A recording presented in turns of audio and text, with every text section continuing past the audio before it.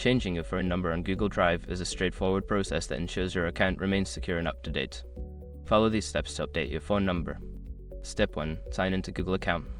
Forward to the Google account page and sign in using your existing credentials.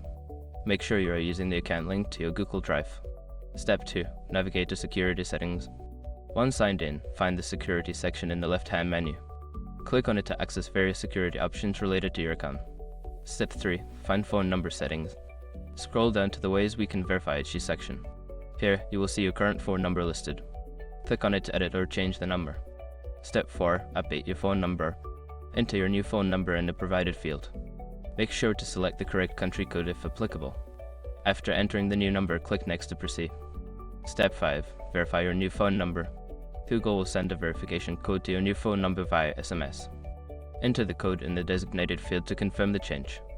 Once verified, your phone number will be updated.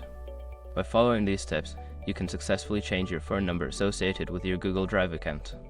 Keeping your contact information current helps maintain the security and accessibility of your account.